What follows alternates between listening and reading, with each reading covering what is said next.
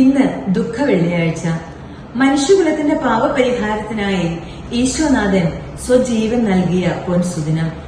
വിശുദ്ധ യോഹന്നാന്റെ സുവിശേഷം 3-ാം അധ്യായം 16-ാം വാക്യത്തിൽ നാം ഇപ്രകാരം കാണുന്നു: തന്നിൽ വിശ്വസിക്കുന്ന ഏവനും നശിച്ചു പോകാതെ നിത്യജീവൻ പ്രാപിക്കുവാൻ തന്റെ ഏകജാതനെ നൽകാൻ തക്കവിധം ദൈവം ലോകത്തെ അത്രമാത്രം സ്നേഹിച്ചു. അതെ, ദൈവത്തിന്റെ അഗാധമായ സ്നേഹവും കരുണയും വെളിപ്പെടുത്തപ്പെട്ട പൊൻസുദിനമാണ് ഈ ദുഃഖവെള്ളി.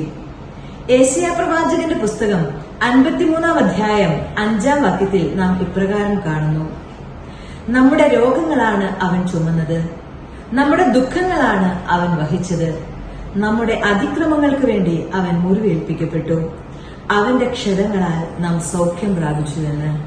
അതെ, നമ്മുടെ പാപങ്ങളെ മറയ്ക്കുവാൻ അവിടുന്ന് നഗ്നനായി തീർന്നു. നമ്മുടെ രോഗങ്ങളും ദുഃഖങ്ങളും ഏറ്റെടുക്കുവാൻ അവിടുന്ന് ശരീരത്തിൽ പീഡനമേറ്റു. അവിടുത്തോട് നാം എത്രയധികം പ്രതിസ്നേഹം കാണിക്കേണ്ടിയിരിക്കുന്നു. അതുപോലെ തന്നെ പൗലോസ്ലീഹ തെസ്സലോനിക്കാർക്ക് എഴുതിയ 1-ാം ലേഖനം 5-ാം അധ്യായം 10-ാം വാക്യത്തിൽ നാം ഇപ്രകാരം വായിക്കുന്നു: ഉറക്കത്തിലും ഉണർവിലും അവനോടൊന്നിച്ച് ജീവിക്കേണ്ടതിനാണ് അവൻ നമുക്ക് വേണ്ടി മരിച്ചത് എന്ന്. അതേ പ്രിയമുള്ളവരെ, ഇന്നും കുർബാനയായി ഈശോ നമ്മോടൊപ്പം വസിക്കുന്നു. എന്തിനു വേണ്ടിയാണെന്നോ? അവിടുത്തോടുകൂടി ഉറക്കത്തിലും ഉണർവിലും ഉണർന്നിരിക്കുവാൻ, ജീവനുള്ളവരായിരിക്കുവാൻ, മറ്റുള്ളവർക്ക് നന്മ ചെയ്ത് അവിടുത്തെ പ്രകാശം ലോകത്തിന് വെളിപ്പെടുത്തി കൊടുക്കുവാൻ, മറ്റൊരു ക്രിസ്തുവായി ജീവിക്കുവാൻ.